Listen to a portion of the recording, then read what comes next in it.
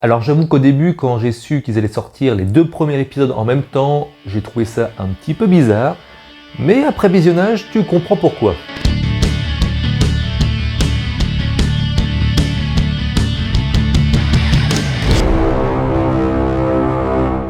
Bonjour à toutes et à tous, j'espère que vous allez bien. Vous l'avez vu dans le titre de la vidéo, aujourd'hui nous allons parler de l'épisode 1 et 2 des Anneaux de Pouvoir, la nouvelle série Amazon Prime du Seigneur des Anneaux. Une série que je n'attendais pas plus que ça, puisque si vous aviez vu mes vidéos sur les 3 films du Seigneur des Anneaux, vous comprendriez que je n'étais pas si fan que ça des films, même si je reconnais bien évidemment toute leur qualité, on va pas se mentir, mais je ne suis pas du tout un gros fan hardcore. Vous allez donc avoir l'avis de quelqu'un qui est très objectif sur l'œuvre en elle-même, puisque je ne connais quasiment rien, ce qui veut dire que je ne pourrais pas râler si c'est une mauvaise adaptation, si les personnages ne correspondent pas à ceux qui sont écrits dans les livres, etc. Globalement, les 2 épisodes durent en moyenne 1 heure chacun, ce qui est tout de même assez long, surtout pour le premier épisode malheureusement qui est assez lent.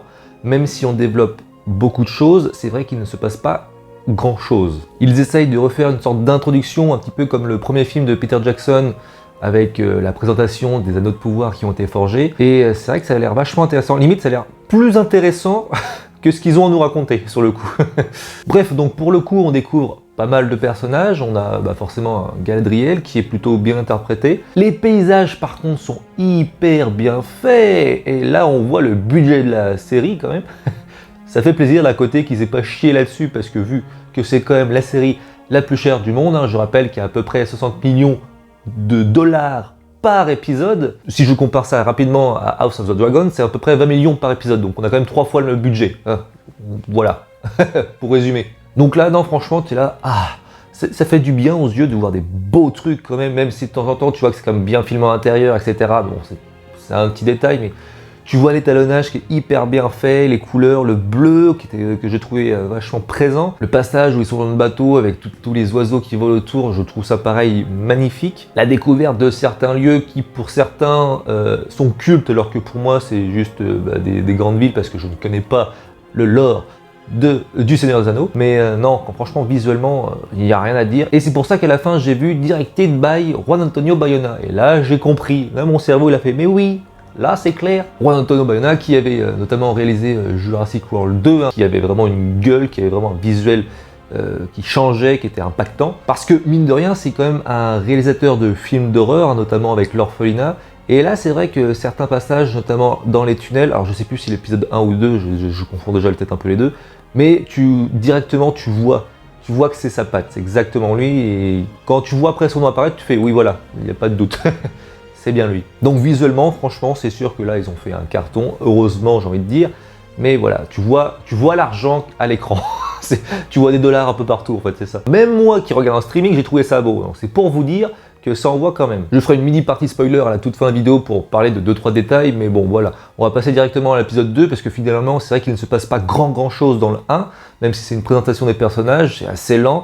Je me souviens quand même avoir regardé 1 ou 2 fois ma montre, sans me dire que c'était nul, mais ça commençait à traîner un petit peu en longueur. Donc pour l'instant, l'épisode 1, j'avais plusieurs questions à poser à la fin de l'épisode 1, j'ai hésité de tourner une vidéo juste après, mais je me suis dit, si on a directement la réponse dans le 2, ça va être un petit peu con de filmer juste après. Et heureusement d'ailleurs, parce que finalement, les quelques questions que j'avais dans le 1 sont répondues dans le 2, donc ça va. L'épisode 2 est tout de même plus dynamique, et heureusement j'ai envie de dire. On s'attarde un peu plus sur d'autres personnages, on va par exemple voir les nains et les mines. Alors c'est les mines de Kadum, je crois comment ça s'appelle. Est-ce que c'est les mines de la Moria après? Les gars, ceux qui savent, dites-le moi, j'en sais rien, j'ai pas envie de dire de bêtises. De toute façon, des mines, c'est des mines, j'ai envie de dire, que ce soit les mines de la Moria ou Kadum, si tant est que c'est pas les mêmes, ça doit quand même beaucoup se ressembler. Et franchement, elles sont magnifiques. Et c'est là que t'as un petit pincement au cœur en te rappelant l'état après, dans le Seigneur des Anneaux, où elles sont réduites à des ruines, où il n'y a pas âme qui vive, et ça te fait mal au cœur en fait. Mais encore une fois, le visuel est ouf, franchement, elles sont hyper belles, t'as envie de rester tout l'épisode en fait. Même le personnage du nain, que dans les bandes annonces j'avais pas trouvé ouf, et il m'a intéressé. Donc c'est la petite crainte que j'avais aussi, parce que les personnages dans les bandes annonces, Ça me parlait pas plus que ça, mais finalement ils ont quand même réussi à m'intéresser au moins pour celui-ci, et j'ai envie de savoir un peu par la suite ce qui va se passer, parce que bon, on le verra dans la partie spoiler, mais même sans la partie spoiler, on a bien deviné ce qu'ils allaient faire, mais ils vont avoir un rôle hyper important. On a 2-3 scènes de bataille qui sont bien réalisées, hein. Les monstres, je pense à l'orque justement, qui est vachement bien fait, je veux dire que ce soit les costumes, dans les détails, la lumière, l'éclairage quand il sort, etc. C'est quand même pas mal fait du tout. L'histoire entre l'elfe et l'humaine, en vrai ça va, c'est pas celle qui m'intéresse le moins.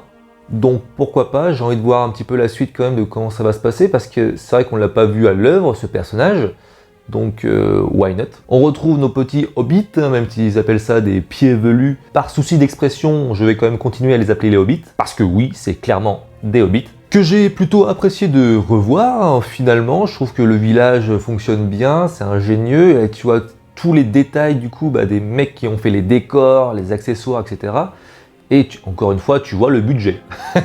Et ça fait plaisir de voir qu'ils n'ont pas fait de la merde, au moins là-dessus. Encore une fois, moi je suis vraiment un néophyte dans tout ce domaine, même si je m'y intéresse un petit peu plus en ce moment. Donc certains noms, surtout ceux des elfes, c'est un petit peu compliqué à enregistrer, mais ça devrait le faire pour la suite. Donc globalement, moi sur ces 2 épisodes, je les ai plutôt appréciés, même si le 1 est un peu moins dynamique que le deuxième. C'est pas mauvais, ça reste intéressant, même si ça aurait pu être un peu plus intéressant, parce que c'est vrai que là, on reste un petit peu sur notre faim.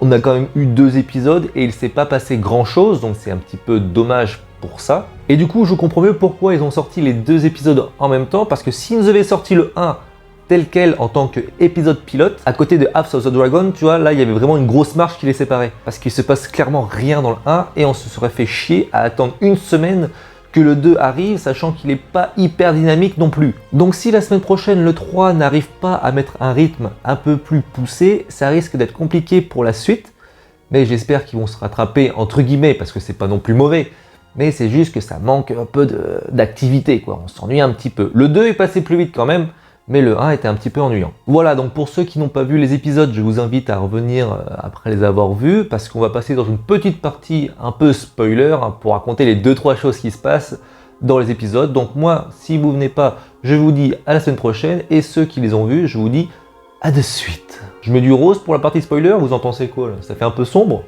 Bon allez, on va dire que c'est les spoilers, allez on va rester en rose. Donc qu'est-ce que je voulais spoiler déjà? Les 2 questions que je me posais moi à la fin du premier épisode, quand à un moment donné le petit humain, qui s'appelle alors Théo je crois, c'était le seul nom que j'ai retenu parce que c'est un humain. Donc Théo qui découvre dans la grange je ne sais qui un pommeau et une épée brisée en fait. Et pour le coup j'ai cru que c'était l'épée d'Isildur dans le Seigneur des Anneaux qui avait été pétée, limite franchement pareil. Et mon cerveau il a bugué, je sais mais comment il peut avoir le pommeau de l'épée cassé, sachant que l'histoire du Seigneur des Anneaux se passe après qu'il y ait eu les anneaux justement, alors que là en ce moment ils n'ont pas encore été forgés. Donc pour moi il y a eu un bug. J'ai pas compris, j'ai pas compris l'idée de la série en fait. Je me suis remis en question pendant ce passage-là, avant de comprendre que en fait ça n'avait rien à voir, hein, c'était l'épée de Sauron elle-même. Ça ressemble du coup un petit peu au pouvoir de l'anneau, parce que tu vois que le mec il est un peu attiré par ça, et puis que le sang est en train de réparer l'épée. Ça c'est un peu stylé. Qu'est-ce qui va devenir le gosse? On verra par la suite, mais bon voilà, ça j'ai eu un petit peu la réponse dans l'épisode 2, où justement on voit que c'est pas l'épée d'Isildur comme j'avais cru pendant une demi-seconde, et que c'est bien une épée un peu plus maléfique. Autre question que je m'étais posée à la fin du 1, c'est quand Galadriel décide de finalement plonger dans l'eau parce qu'elle veut pas rejoindre le royaume des elfes, et se dire que je vais traverser la grande mer, c'est comme ça qu'il l'appelle quand même, la grande mer, à la nage. J'ai eu très peur que dès le début de l'épisode 2, on la voit arriver au rivage. Là, j'aurais peut-être râlé. Hein, genre, ok, c'est une elfe, elle est peut-être plus endurante, elle a pas froid, mais bon, de là à ce que entre l'épisode 1 et l'épisode 2, elle a déjà traversé toute la mer, j'aurais tiqué un petit peu. D'ailleurs, en parlant de ça aussi, j'aime bien aussi le côté où on voit la carte lorsqu'on se déplace d'une ville à une autre. Comme ça, justement, ça permet de se rendre compte de l'espace et de la distance. Mais c'est un petit peu à double tranchant parce que tu vois que c'est loin et les personnages s'y rendent en 2 minutes. Donc c'est un petit peu dommage pour certaines choses. Hein, je pense notamment aux 2 forgerons du coup, je sais plus les noms, je suis vraiment désolé, qui vont jusqu'aux mines. Hein, on voit que ça met quelques petits tirets avant d'y aller et en l'espace d'une demi-seconde ils y sont déjà quoi. Et à pied, hein, les mecs ils se sont téléportés, je sais pas. Parce que quand même dans les films de Peter Jackson, on voyait que déjà les mecs arrivaient à chevaux et ça se voyait qu'ils avaient fait plusieurs jours.